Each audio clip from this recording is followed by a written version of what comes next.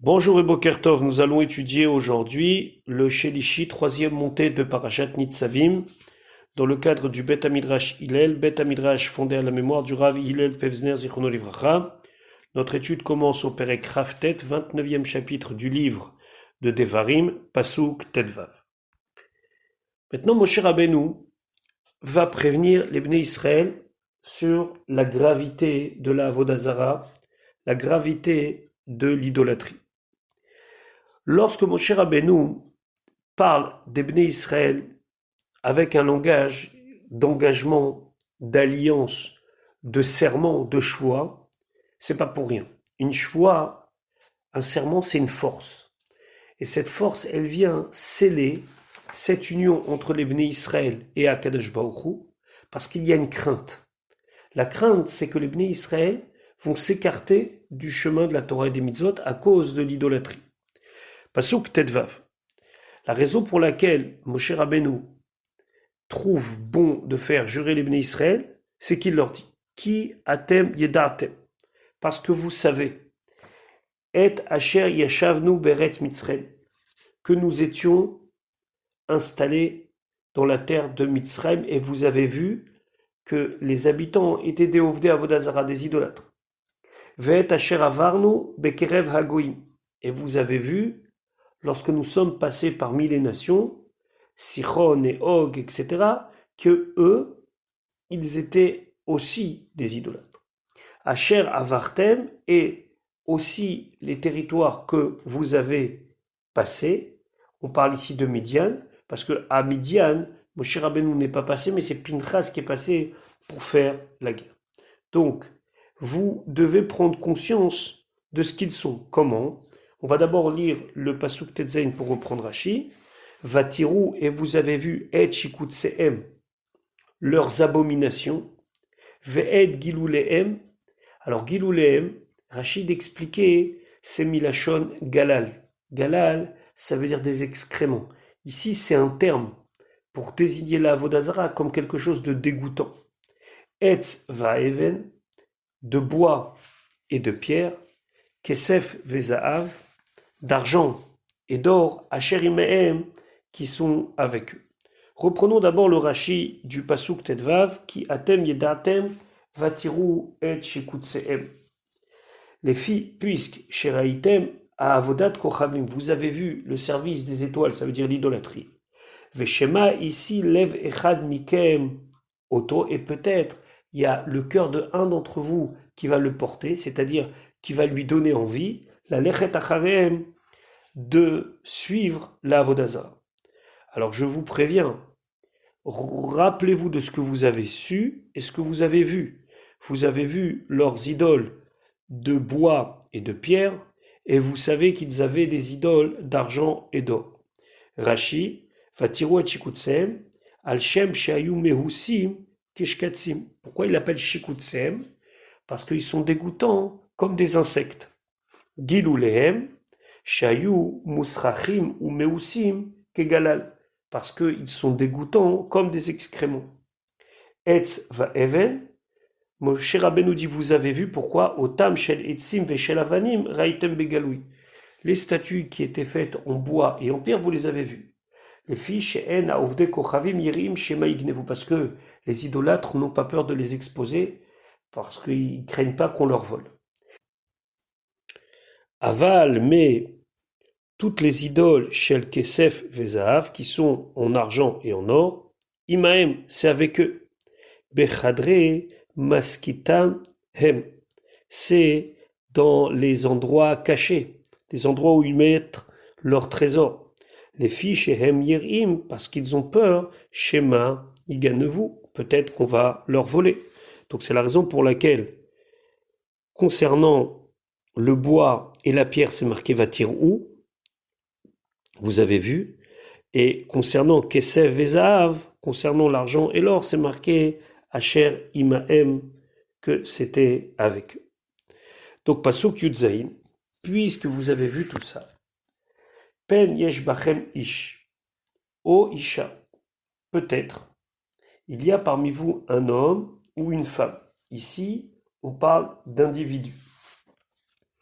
On ne parle pas pour l'instant deux groupes. Au mishpacha, ou bien une famille, là c'est déjà un grand groupe. Au shevet, ou bien une tribu.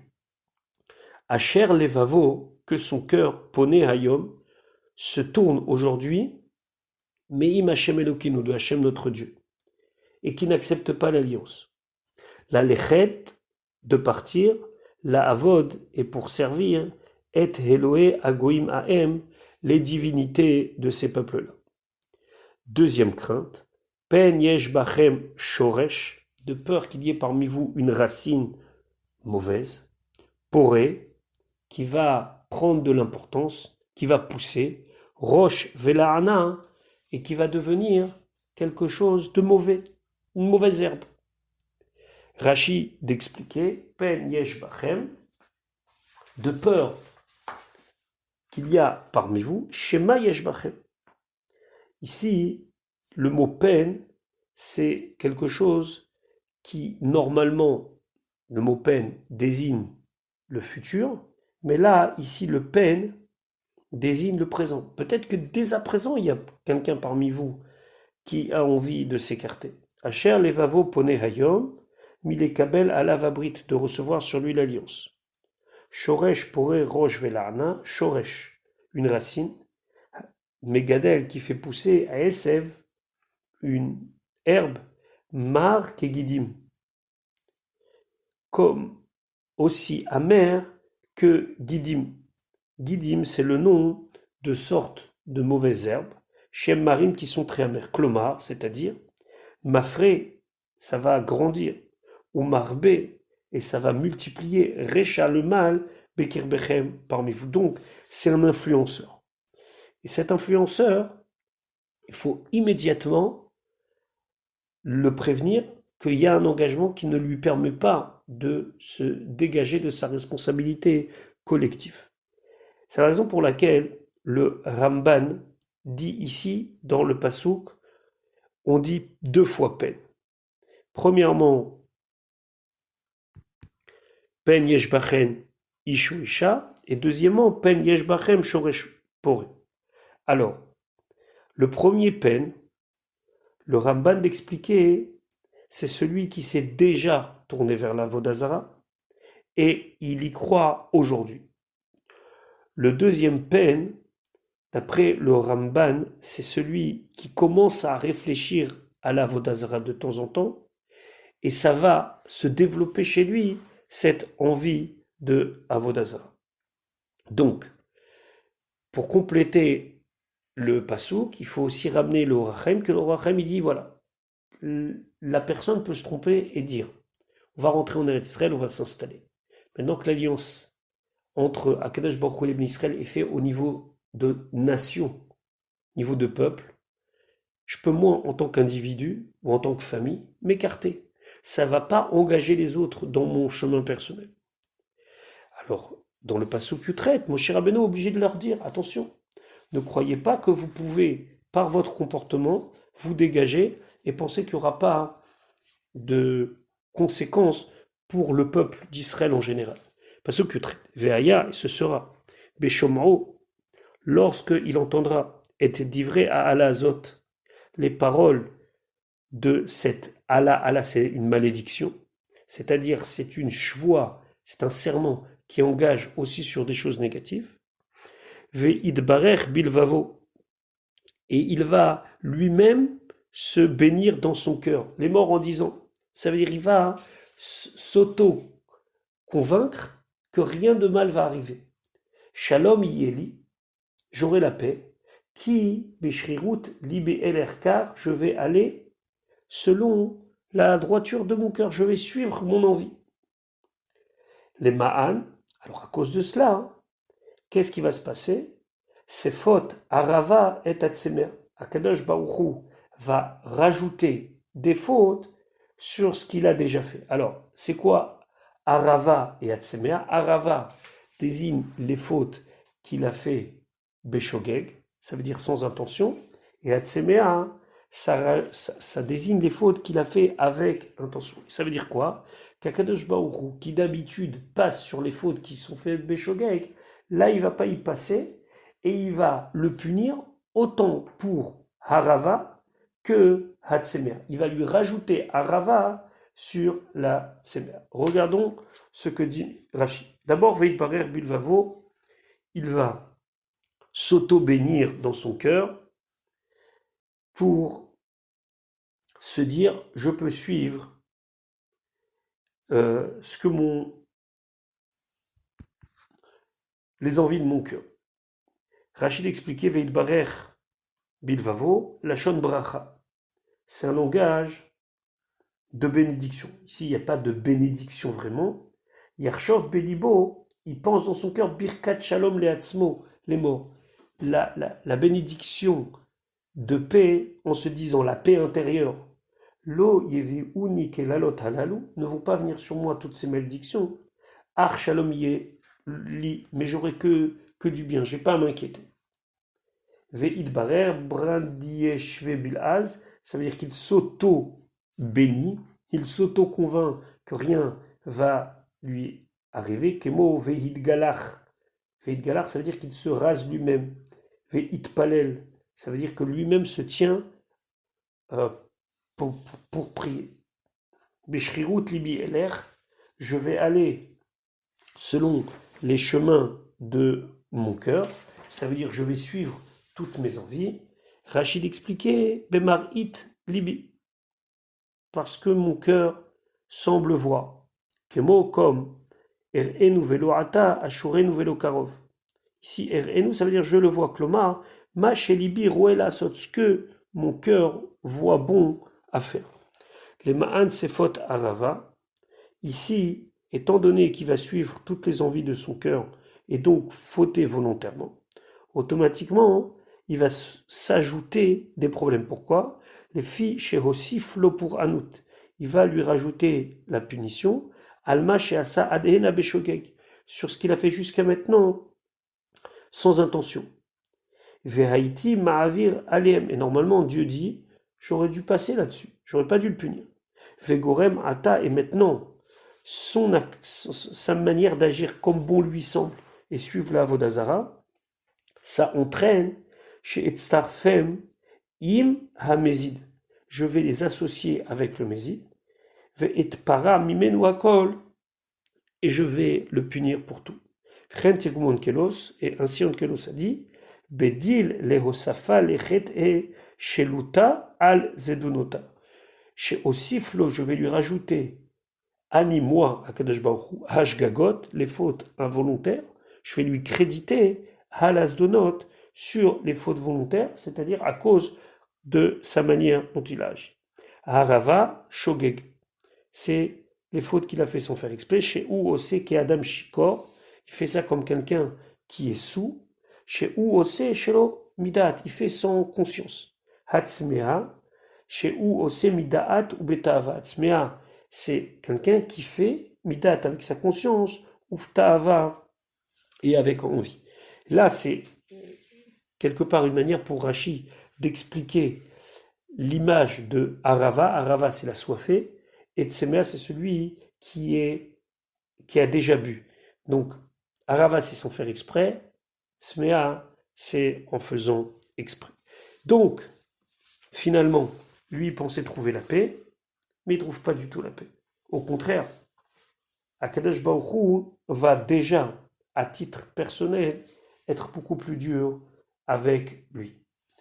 Pasuk tête, Lo Yove Hashem, il ne voudra pas Hashem, Selo Achlo, lui pardonner.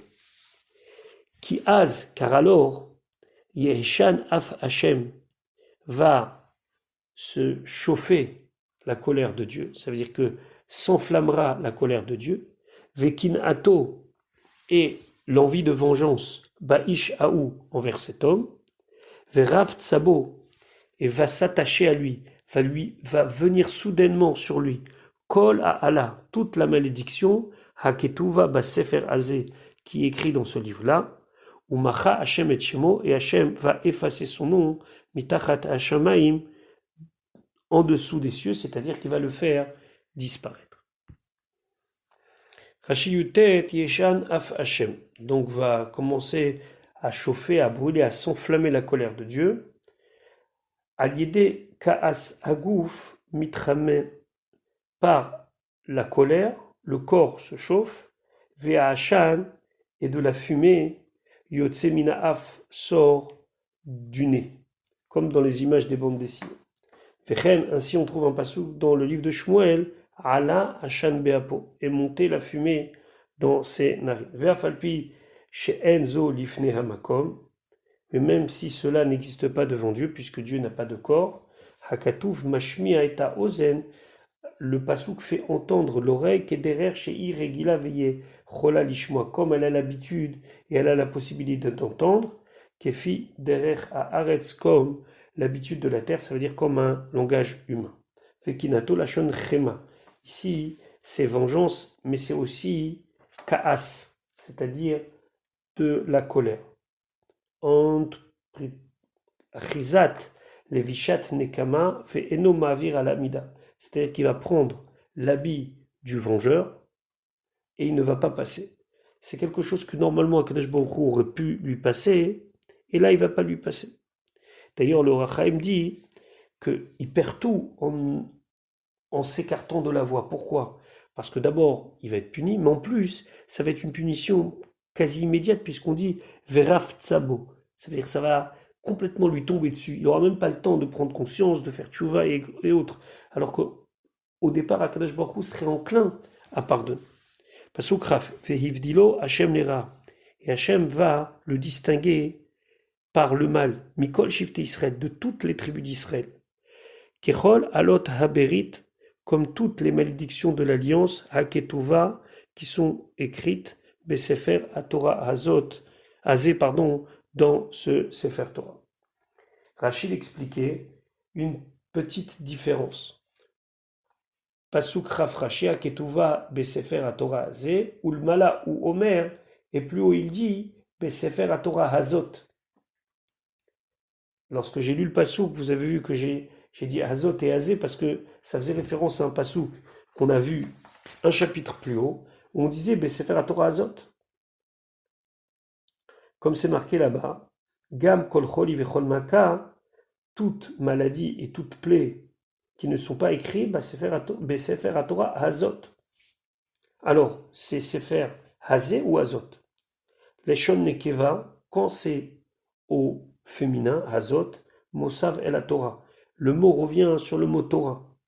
Quand c'est Hazé, c'est la Shon Zachar, c'est au masculin. Hein. Mosav el a Sefer, ça revient sur le mot Sefer. Validé Pisuk à Teamim. Si on regarde comment les Teamim, c'est-à-dire la cantillation, coupe le Pasuk, Hem nechelakim lishte leshonot, c'est partagé en deux langages. Beparashat akelalot, dans les kelalot, c'est marqué Besefer Torah Hazot, c'est un tipra. Tipra, c'est une cantillation, c'est un tam qui coupe. Netuna tachat Besefer, et c'est donné, le tipra, il est mis en dessous Besefer. Fait à Torah Hazot, et à Torah Hazot, Vukim Zelazé. Ils sont attachés l'un à l'autre, c'est-à-dire que un est la conjugaison de l'autre, donc c'est pour ça, les Kachamar Hazot, parce que ça vient sur Torah. Torah, Hazot. Fechan, et ici, à Tipra, Netuna Tachat Torah. Si vous regardez la cantillation, le Tipra, il est mis sous le mot HaTorah. Nimtza Sefer HaTorah, donc le mot Sefer HaTorah, Dvukim Zelazé, sont attachés l'un à l'autre. Les Fichar, c'est pour cela la Shon Zachar, c'est donc un masculin, Nofel Acharav, qui va venir après, Sefer Hazé. Shalashon Nofel Hala Sefer, puisque ça vient sur le mot Sefer. Donc, c'est juste une petite étude de texte pour faire la différence entre Hazé et Hazot. Pasuk Chafalef, Ve'amar Ador Acharon, et dira la génération dernière. En vérité, c'est la génération qui n'aura pas connu l'alliance. Benechem Asher Yakumu Meacharechem. Ça peut être vos enfants que vous allez avoir après vous, ou bien Ve'anochi, ou bien l'étranger. Asher Yavo Me'eretz Rechoka, qui vient de passage d'une terre lointaine. Veraou, ils vont voir et makot à Aretzaï, les coups, les plaies de cette terre-là.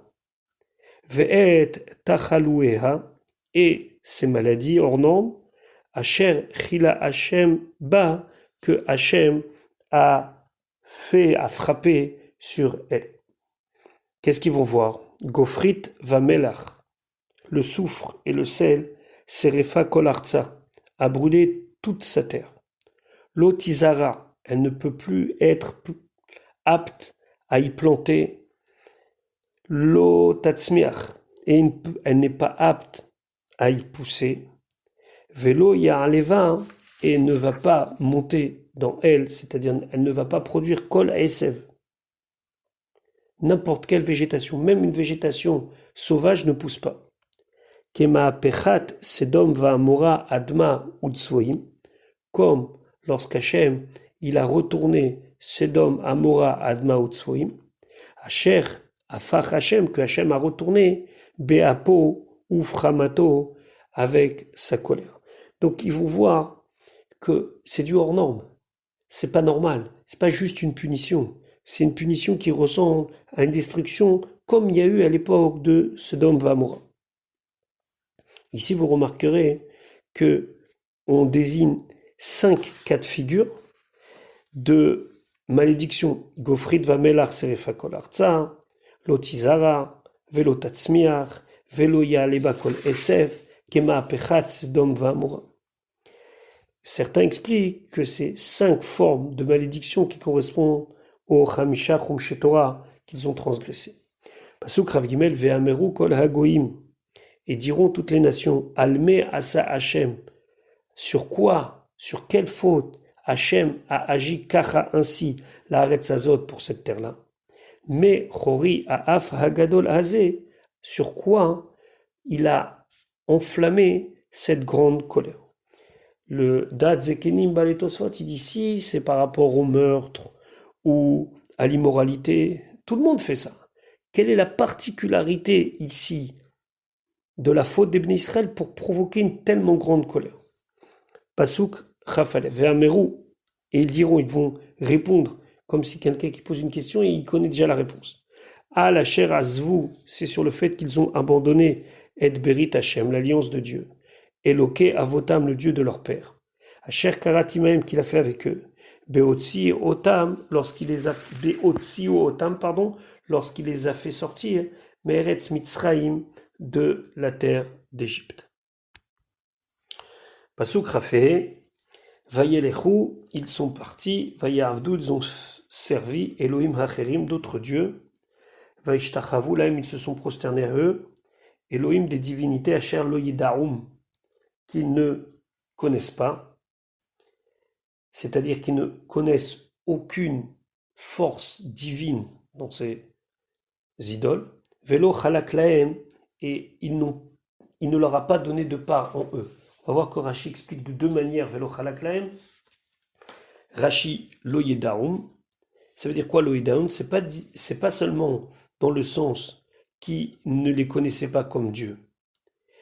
Lo yad'u ba'em gvurat helaout, ils ne connaissent pas en eux de puissance de divinité. C'est-à-dire quoi? Bien sûr qu'ils les connaissent, ils savent que ça existe, ils savent que le Baal existe, ils savent que les dieux d'Égypte existent, mais ils ne savent pas, ils ne reconnaissent pas qu'il y a dans ces dieux une étincelle de divinité ou quoi que ce soit. Ce sont que des idoles. Velo chalaklaem, lo netanam, il ne leur a pas donné à ces divinités les chelkam dans leur part. Velo tivuleon. Ça veut dire quoi? Lo tivulaem shum tova, que ces divinités leur ont fait aucun bien. Ulshon lo chalak, ici ça veut dire quoi lo chalak? Ota Eloha, cette divinité, ce Dieu, Shebacharou lahem, qu'ils ont choisi pour eux, c'est-à-dire lorsqu'ils ont pris sur la Avodazara, lo chalak lahem shum nachala ve shum chalek, ne leur a rien donné, ni héritage, ni part. Donc, velo chalak lahem, c'est dans les deux sens. Il ne leur a pas permis, les Bnei Israël, d'y voir quelque chose de divin, alors qu'on sait par exemple que dans les nations du monde, Akadosh Baruch Hu peut dire à l'ange de cette nation d'agir pour cette nation, ce qui n'est pas le cas pour les Bnei Israël. Et d'autre part, si on est conscient, on s'aperçoit que eux ne nous ont rien amené, même si On pourrait penser qu'il y a une force dans ces divinités, mais elles t'ont rien amené. Pasuk Rava, Vaichar Af Hashem. La colère de Dieu s'est enflammée. Ba'aret Sa'i, dans cette terre-là. Les Avi Aléa, amener sur elle, et Kol, Hakelala, toute la malédiction, Haketuva, qui est écrite, Basefer Hazé, dans ce livre-là. Pasuk Chavzaïn, Vaiteshem Hashem. Et Akadosh Baruch Hu les a déracinés, les a malmenés et exilés, Me'al Admatam, de leur terre. Be'af Ufrema, avec la colère. Uf Ketsef Gadol, et donc beaucoup de courroux. Vayashlichem, et les a envoyés, El Eretz Acheret, vers une autre terre, Kayom Hazé, comme aujourd'hui.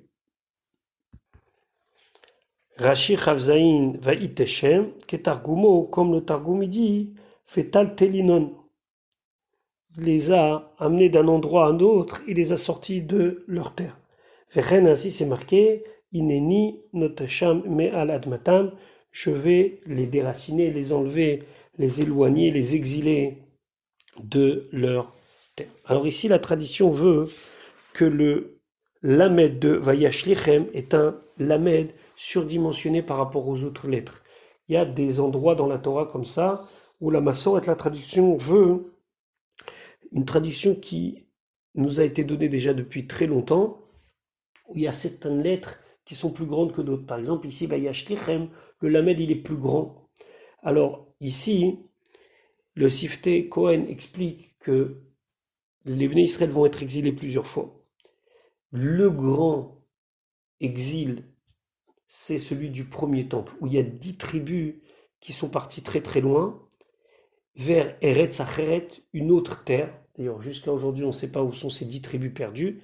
Donc le Lamed, c'est pour désigner un grand renvoi, entre guillemets. Pasuk Chafé. Hanistarot, ce qui est caché, l'Hachem Elokeinu, c'est pour Hachem notre Dieu. Vehaniglot, ce qui est visible et dévoilé, Lanu ulvanenu, c'est pour nous et pour nos enfants, ad olam, éternellement. La sot, afin d'accomplir, et kol divrei haTorah azot, toutes les paroles de cette Torah. Ici, d'après Rashi, la Torah vient répondre à une interrogation. Très bien. Si quelqu'un de manière individuelle décide de faire la Avodah Zarah, ça va entraîner le mal pour l'ensemble de la communauté. Mais comment nous on le sait? Comment nous on peut juger alors que c'est peut-être des choses qu'il fait dans son intimité? Dans son intimité, il sert un autre Dieu. Anistarot l'Hachem Elokeinu, Rachid expliquait. Ve'i tombrou, si vous allez dire, ma beyadenu lasot, qu'est-ce qu'on peut faire? Ata ma'anish et arabim al irure hayachid, tu punis le public, tout le monde, à cause des pensées d'une personne. Chez Neymar, comme c'est marqué, pen yesh bachem ish, peut-être qu'il y a parmi vous un homme. Et après c'est marqué Veraou et makot haaretzaï. Ils verront les coups, les plaies de cette terre-là. Valo en adam yodea temonotav shel chavero. Personne ne peut savoir ce qui se passe dans l'intimité de son prochain. En ani manish etrem alanistarot. Rachid dit, je vous punis pas sur ce qui est caché. Donc, Rachid explique le passage. Hanistarot. L'Hachem Elokeinu, Shem l'Hachem Elokeinu. Ce qui est caché, c'est Dieu qui sait.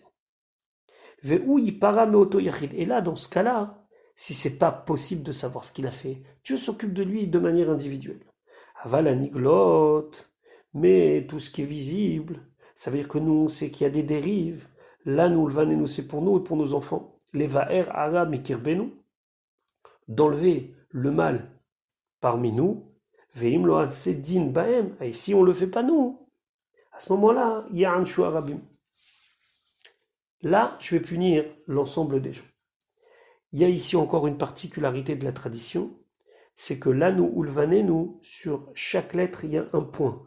L'anu, lamed, nun, vav, il y a un petit point dessus. Ulvanenu, il y a un petit point à chaque fois.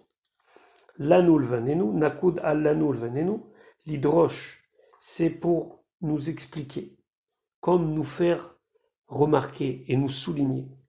chez Af halaniglot loana chez Tarabim, que même sur les fautes connues, niglot visibles, Dieu n'a pas commencé à punir de manière collective, ad chez Avro et Ayarden, jusqu'au moment où ils ont passé le Jourdain, Mishekiblu alem et Ashua be'aragirizim ou Hareval, et qu'ils ont pris sur eux le serment sur le Haragirizin et le Hareval, comme on avait vu dans Parashat Kitavo. C'est-à-dire que la responsabilité particulière est déjà rentrée en compte.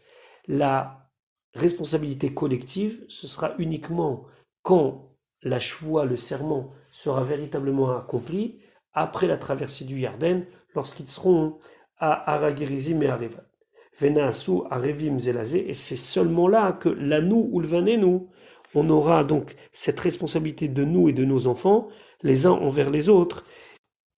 Et donc là seulement rentrera cette responsabilité collective où l'acte du particulier doit être pris en compte pour comprendre, je préserve, la punition globale qui peut être appliquée sur l'ensemble de la terre d'Eretz Israël. Et ceci est véritablement quelque chose de tout à fait particulier, parce qu'on peut se dire la responsabilité collective, c'est quelque chose qu'on retrouve dans tous les cas, dans toute forme de groupe humain, il y a une responsabilité collective. Là, c'est plus que ça. C'est une responsabilité collective par rapport à Dieu qui fait que Akadosh Baruch Hu va punir des fois le tzaddik et le rachat parce que il y a une partie du peuple qui s'est écartée. Et attention, c'est uniquement sur les aniglotes, c'est sur les choses qu'on voit, qu'on peut arranger, qu'on n'a pas pu arranger. Sur les nistarot, sur les choses qu'on ne peut pas voir, Akadosh Baruch Hu s'en charge lui-même et là juge le particulier en tant que particulier. Donc c'est très très important par cela de comprendre cette phrase de nos Chachamim, Kol Israël Arivim Zelazé ou Zébazé, c'est-à-dire qu'on a vraiment une responsabilité. L'exemple du bateau où chacun ne peut pas faire un trou dans la partie qu'il a louée dans le bateau en se disant c'est ma partie, ça appartient à personne d'autre, est tellement vrai ici, et Moshe Rabbeinu prévient les Bnei Israël là-dessus. Voilà pour aujourd'hui, je vous souhaite une bonne journée, Bezrat Hashem à demain pour la suite de notre étude.